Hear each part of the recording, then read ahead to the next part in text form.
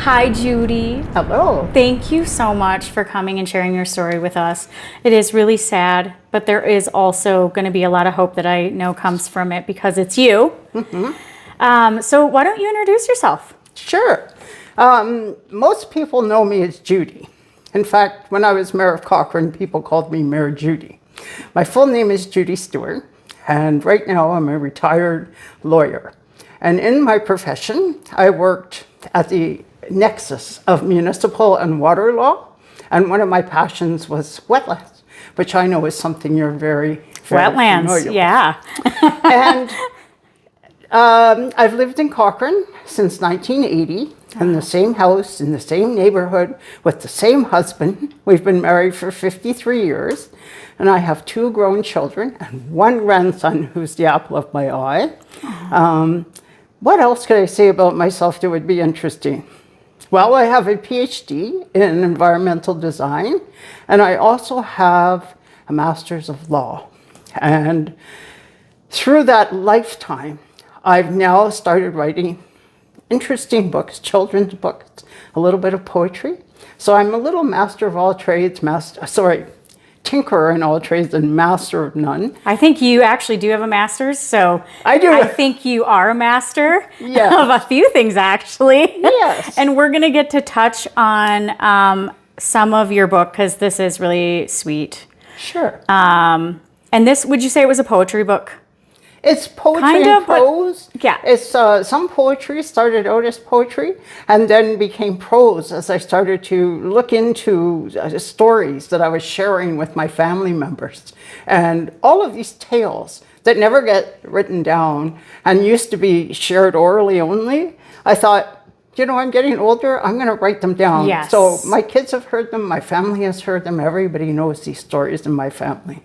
So you are here to tell us a story. Right.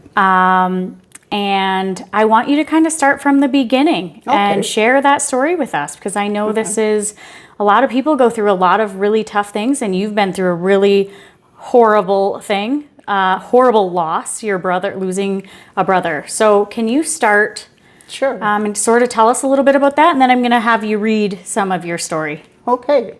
My brother was older than me by 9 years. I was 6 when he was 16. So he was 10 years older than me, I guess. And we used to have to walk to school down a mountain road. There's 11 children in my family. Wow. And at the time when I talk about my brother and when he passed away, the oldest 2 had moved away into the city. They no longer lived with us in the farmhouse. And my brother Kurt would usher us off to school and he was in charge of bringing us home. And we loved Kurt. He was just the apple of everyone's eye. He helped my mom and my dad with everything. And he worked really, really hard.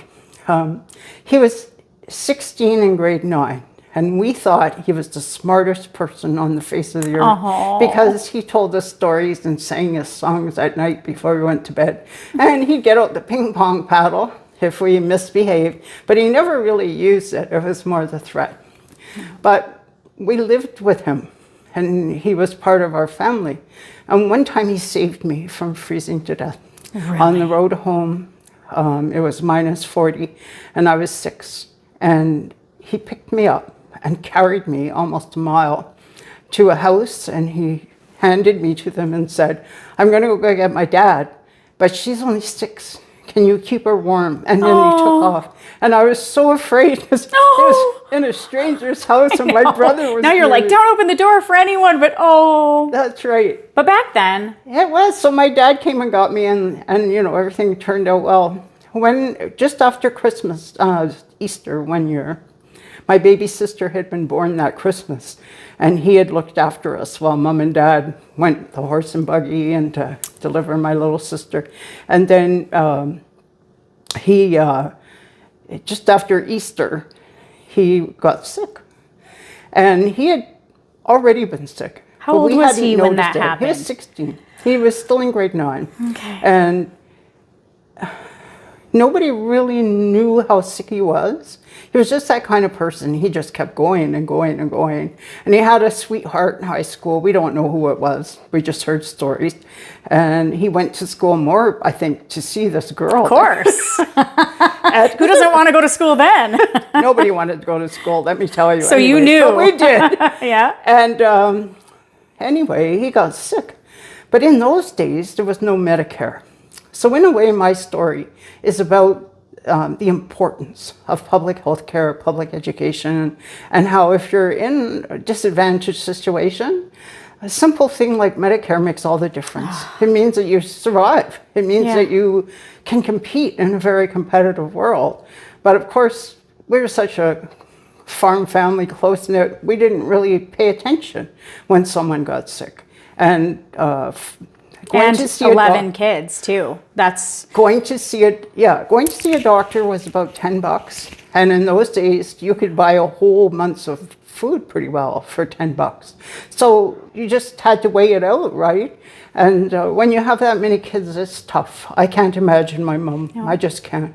So he got really sick, and my memory of that was. He had a fever, and he was lying on a couch in the living room. And my mom would give me cloths. They were hot. And I would run, we didn't have running water, run to this bucket we had in the sink and make it cold and bring it back. And every time she'd give it back to me, it would be so burning. Hot. And I'd run back and forth. And so I said, "Is this magic, Kurt?" And, he smiled at me, even though he was so sick. He always paid attention to us. He always made sure that we knew we were important to him somehow. He always did that. And then one day, Mom couldn't deal with it anymore, and they took him in a buggy, and he went to the hospital. Yeah. And then, of course, he never came back. Oh. And she came in the house with my dad, and we all slept in a big double beds. And we're like sardines all lined up. And she came in and she told my older sister, mm-hmm. that he had passed away, that he was gone. And the two of them just stood there. And we'd never seen them cry. My parents never cried. And they got angry, but we never saw this total letting go and tears pouring out and the uncertainty, not knowing what to do with your hands. That really struck me, that they didn't know what was to do. They were just totally devastated. And I don't know how much my mom ever really recovered. My dad carried on because Kurt wasn't his, biological, he was his stepson, okay. Yeah. Not his biological son. But he loved him just like a son. He treated him like he was his own. And, I think he was affected by that, but I know certainly my mom was. Of course, your mother, that's everything. Yeah, and she'd sit there with his picture. And no matter how many of the rest of us there were, she'd just look at that and cry, and there was nothing we could do. We could just stand there, and she didn't like us to witness it, but we would sit there and watch it. It had a big effect on us. I know they made a big presentation and had a plaque that every year a student in grade 9 who was most improved would receive this award for my brother. Really? And the school, everyone pitched into the money for this because they would get their name on a plaque and a little bit of money for a university or something. Wow. And so we had this sense of having to achieve for him and his memory that we couldn't be bad. Sort of like being the mayor. But like being the mayor, for sure. You can't be bad. Or There's a really high standard. Yeah, that's right. So it was always that expectation that you had to follow in his footsteps. And my older sister, who was just a bit younger than him, certainly took that to heart. And she became quite a good student. She cared a lot about that reputation.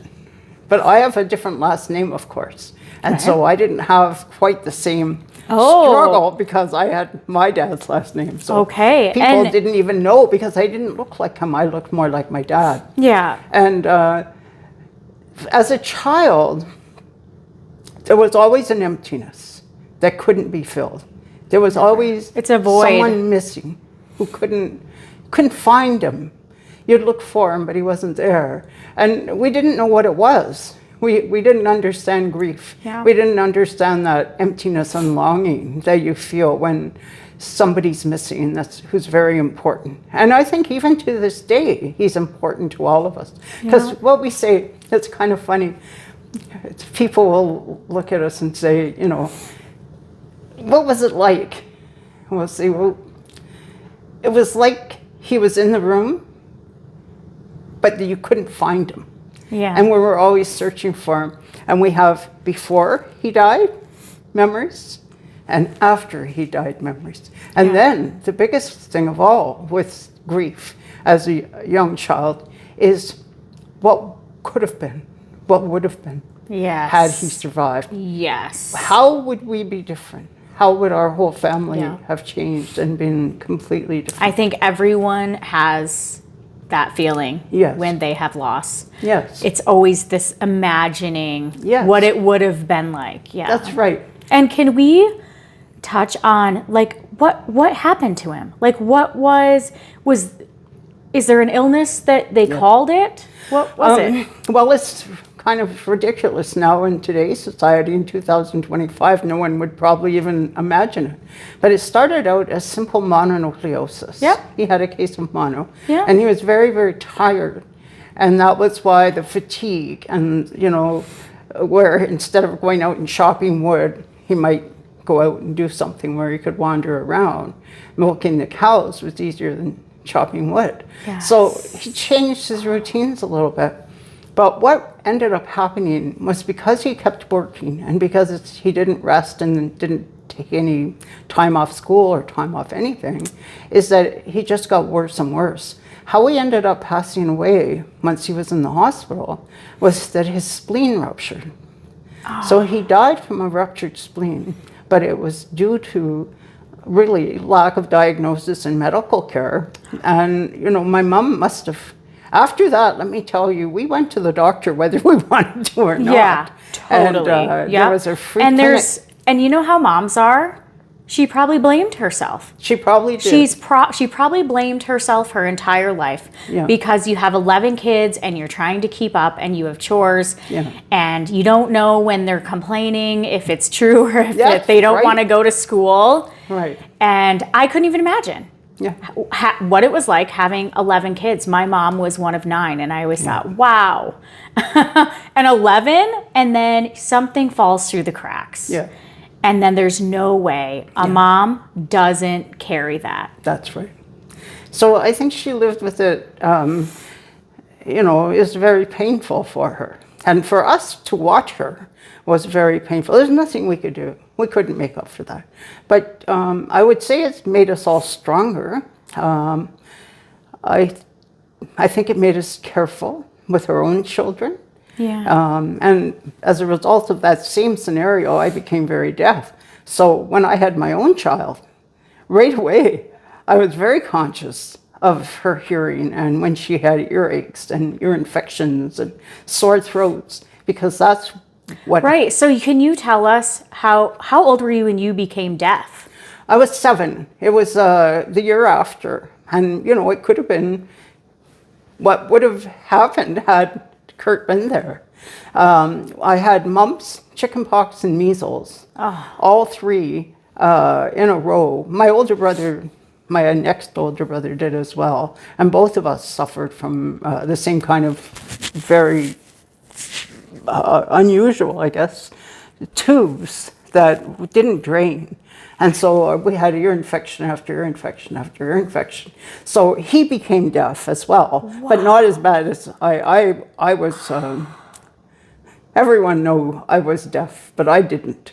This is the amazing thing. I went all through high school and through 2 years of college before then I was married in the meantime.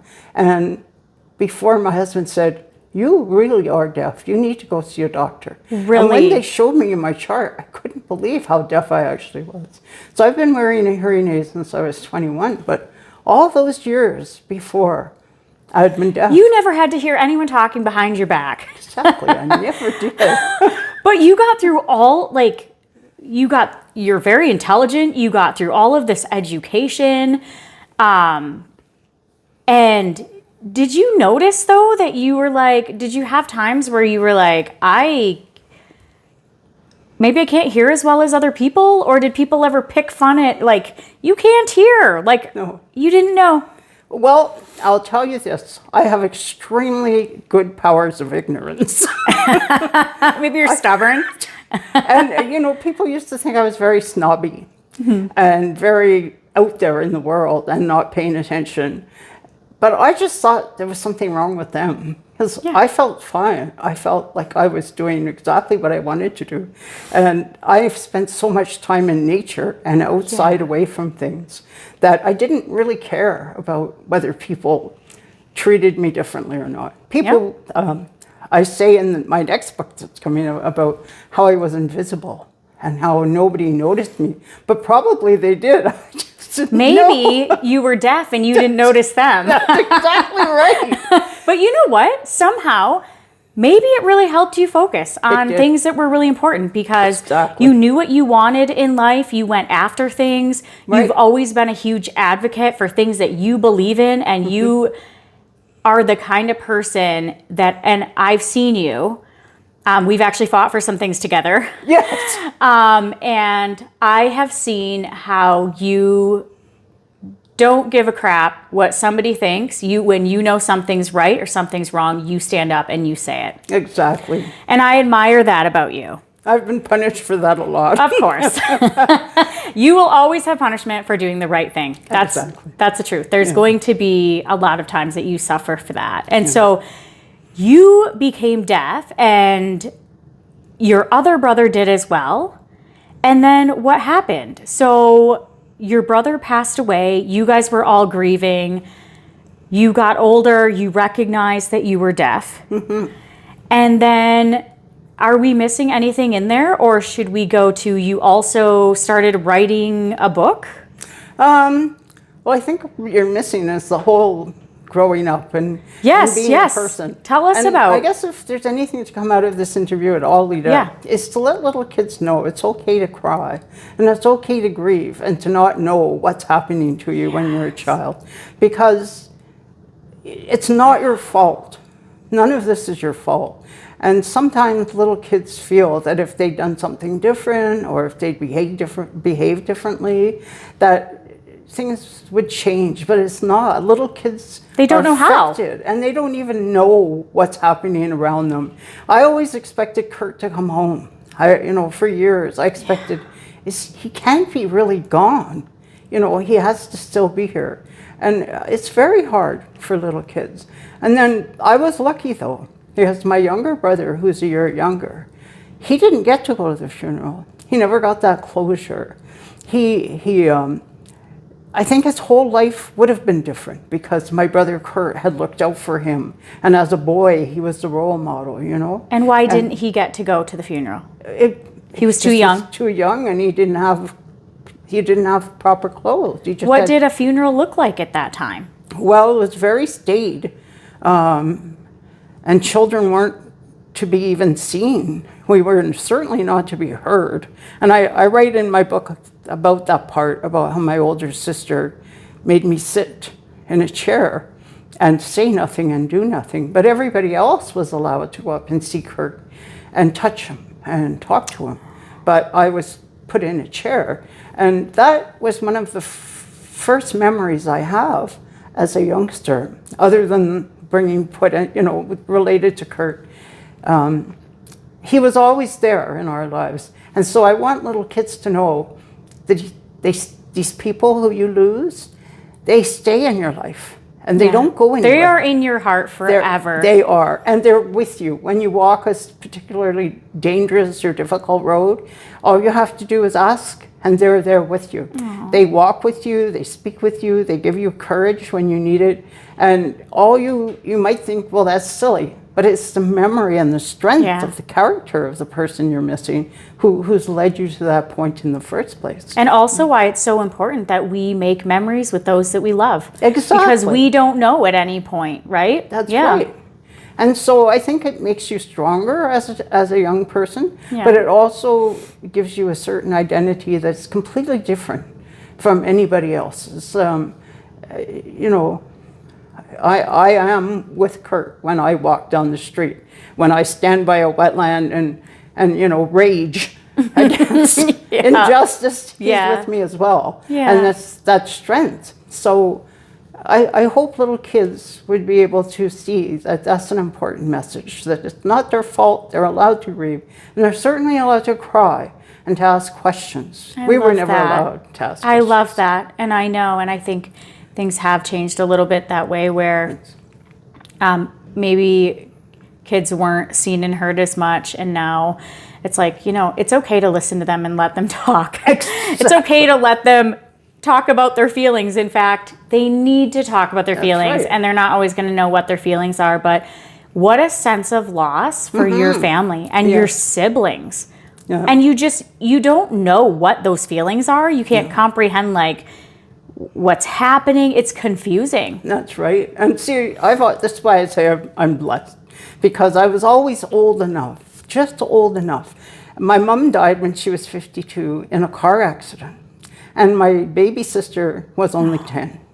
So, you know, it was a double shock for them to have lost Kurt when they were so small, and then to lose Mom. My baby sister is the one, she's not a baby but she was, you know, I look back on that and I can't imagine what it was like. But at the time, I was 16 and so out there in the world already that I feel I was blessed, that I'd had all those years with my mother, and I had been taught quite a bit, not as much as I should have been, but that was me. But you just couldn't hear. That's right. You just couldn't hear all those orders.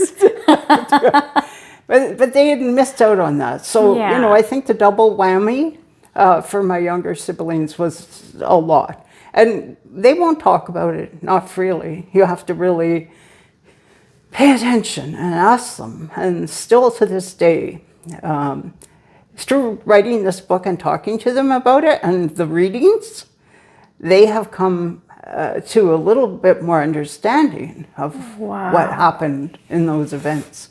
So if nothing else, I hope that's helped them a little bit, because it certainly has helped me to put it into perspective that really I have been so lucky. I have had, I call it a happenstance kind of life, but it's also a very blessed life. And, you know, I could look at, I'm not a glass half full kind of person by any means, but it's helped me to look at the positive aspects of all of these situations. It's put things in perspective in a way. It is. And you have made a choice to allow it to make you more grateful. That's right. Instead of resentful. Exactly. And that's what some people say, well, aren't you angry that you went deaf? Like, hey, aren't you angry about that? And I say, no, look at how nice of a person I am. And imagine if I could hear, I probably wouldn't be as nice I know, anymore. there's so many meanies out there. This is why it's so easy for me to get up and leave a room, even when people are upset at me, because I don't hear, as you say, if there's background noise, I don't hear it. That's There's peripheral noise, don't hear it. Just straight ahead, that's what I pay It's kind of a gift. It is a gift, actually. And so when your whole family, like you guys went through so many things, you really did go through a lot as kids. What kind of a community did you have? Like, were you like way out of town? Yes. And did a community come together for your family? And it's amazing. Yeah. We lived 7 miles from the nearest town. On the side of a mountain. And there was nobody up there except a few farmers. Yeah. In the summer, some people would come up into the community. But mostly it was, there were people from Germany and people from Italy, people from England. You know, we were French Canadian. And Okay. so we learned little bits of all these languages. Wow. And of course, our neighbor across the street in the summer was very British. So we learned to mimic and imitate these people. Everyone loved my mom. People, all my cousins, all my relatives who've read my book so far have talked about my mom, how I've helped them remember her and what a special spot she had in all their lives. And when we were all in school, when the baby went to school, I'm not going to say any of their names, Mom went into town and took a job in a factory. And so she got to know all these factory workers. She made friends. She did. She was an outgoing person. And all these people, they had these green outfits that they had to wear because they were working in chemicals in this factory. And I remember on her funeral, they all came in their green uniforms, walking down the street. It was like hundreds of women and men. And they all came into the church together. And then the same thing had happened with Kurt. Hundreds of people, relatives, people from the town, all the people from the school, the Boy Scouts, all these people coming down the street. And, you know, it was such a community they honored. They honored families. And they really cared for my brother and for my mom. And they cared for us, but we didn't pay attention to it. Like every Christmas, we would get a big, huge box of food from the Lions Club. Oh, It was just amazing. Like that's so huge. fun. And there'd be little things, little toys for little kids, like wind-up things you could put on the floor and they'd march along. And we were so lucky in our community. So when you say, did we have support? We always did, but we didn't realize it. It was never spoken. It was never, even to this day, I sent a little note down to the bookstore, the local bookstore where I grew up. And I said, I lived here and I lived on that road and this is my maiden name. And they took three of my books and said, well, we'll see if we can sell them. No kidding. Even though I haven't lived there since I was... But you're a piece of that place. Right. And you wrote about it. And of course, yeah. So they were really excited about it. And so that's the kind of community. When I was in high school, I didn't realize that it was like that. And I didn't really feel anything for the teachers or the community. But it was because of one of the teachers working with my mom that I ended up going in and becoming a teacher in Teachers College. Because she urged my mother to enroll me in the program. And I don't want to be a teacher. I don't even like children. I can't even hear them. Right. But she did enroll me. Wow. And I became a teacher I was a teacher for a number of years before I turned to I don't know why I ever did that. I don't talk about it because if you want to talk about trauma. Being a teacher? going from being a play school teacher, because I ended up teaching play school while my children were at home. I got to be a stay-at-home mom. I was so lucky. Yes. And I taught play school. And it was delightful. And then for some reason, mostly things that were happening in the community to the natural world, I decided we needed some laws. And I was going to be a lawyer. What a mistake. That was a terrible motivation to go to law school. And it was quite a traumatic experience to go from playing with exceptionally bright 4-year-olds to sitting in a room for hours and hours and hours with really intelligent adults. You were one of them. Oh, it was actually frightening because nobody wanted to raise their hand and sound silly except for me. I didn't care because I never had cared. Yeah. And it was a real comeuppance to go from being a very confident, self-assured person to being like questioned and treated as if I didn't know anything. It was humbling, hey? It was humbling, and I never forget that. But good for you. But it was scary too. Yeah. It was the amount of knowledge that they crammed into your heads in 4 years.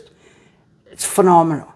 And not just the knowledge from books, because most of us already had a good deal of that by the time we got there. But it was the knowledge of the system, the world that you live in, and the truth being so much more complex than anything anyone could ever make up. Fiction writers have a great passion for making up things. But what you see in real life and what happens to real people, like these interviews, for example, and what you're going through when you're listening to people's stories, those are real. Those things are happening as we speak. Domestic violence is on the increase. What happens to dogs? This is one of the reasons I was so impassioned with the Humane Society when I was the mayor. You'd see evidence of domestic abuse by how these poor dogs were being abused. And all of this violence against one another in the world, these are real things that happen. And it's like the firemen and the police who are first on the scene of a traffic accident. Those images never go away. No. And you have to learn somehow to incorporate them into a little box somewhere that you never visit. It's not a box you open unless absolutely necessary.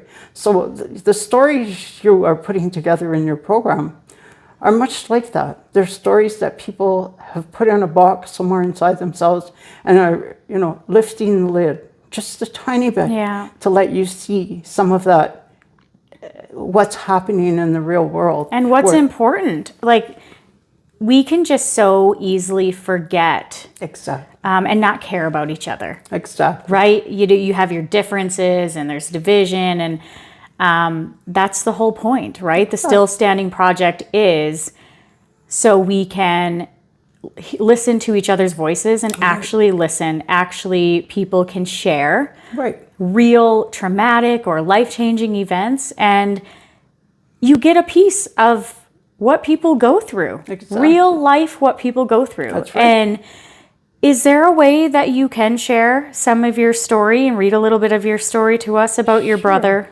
I have a little paragraph that'll sort of set the stage for people to understand the rest of my story about my brother. He meant so much to us, so I'll just read a little part. This is my book called Lady Slipper. Lady Slipper. The story of how it was put together and why is also a big story. And it has affected my older sister traumatically because she's the poet, she's the author. And yet I was able to, because I was working with her on her poetry and writing, I was able to pull together all my writing from the past. And it had a tremendous impact on her, not in a positive way. She felt she still is struggling with the fact that I guess I was quick. I've been quick in everything I do. Yeah. So when your mind is set on something, you just do it. I have that problem just too. Do it. Yeah. So I just did it. And this is a long story. It's called Ode to Kurt. And as you can see, it goes from page 10 to page, oh gosh, it's long, to page 18. Okay. It's a long story. But here's the paragraph I think that will help people understand most about being a child and losing an older sibling, especially someone who's so important and such a role model. Because I had some shoes that fit, and because I was big enough to wear one of my older sister's dresses, I was allowed to go to Kurt's funeral. I stood by Kurt's casket and I looked in, showing Kurt, here I am. His hands were cold. His eyes were closed tight. His skin was white as snow. He didn't smile when I said, "Hi, Kurt, why don't you come home now?" My eldest sister made me go away, and she shoved me into a big wooden chair and told me to stay like you tell a dog. Yet all these people went to look at Kurt, people of all sizes and shapes and ages. They shook their heads and cried and grasped their hands, while I just stayed like Skipper, dangling my two big shoes as I sat in a too big chair. Kurt did not want me. He was going to heaven on a fantastic journey, and I was not allowed to go with him. He was simply too tired to carry me anymore. I hope that you can see the whole story from that one paragraph. And I think people are going to want to see your story. That's a very moving paragraph. We're going to make sure that we put a link to this. This is Lady Slipper. Mm-hmm. And it's beautiful. And we're going to make a link to that. People can buy it on Amazon, Barnes and Noble. Where else? Chapters, yeah. Okay. Well, that's really special, Judy. And thank you so much for coming and sharing this with us. I know it's really hard. I know opening that tip of that little box is really hard, but I think that if more people do it, they can realize that you can take some of your pain and you can help people with it. Exactly. Right? So I just want to thank you so much for opening up and being vulnerable with your story and sharing it with us. I appreciate your time very, very much. And if anyone in Cochrane area would like, I'm having a reading on January 16th at the Found Bookstore. And then another one out in the country at Darty Call on the 17th. Okay. So there'll be my other book there too. And that one is stories of when I grew up. And mostly by the stories in that book are after my brother had passed away. But it shows you the resilience of the human spirit. Yeah. And I hope that people will pick them up and get to know a different side of Judy, because I'm public property here in Cochrane, Alberta. Yes, you are. But resilience, that's why we do it, right? Exactly. Because it's not always easy. No. And being resilient is just, it's rising above the hardship, right? So yeah, I really appreciate that. And I know that your story is going to help other people. Exactly. So give me a hug. Okay. Thank you, Nita. I really appreciate your time. Thank you. Thank you.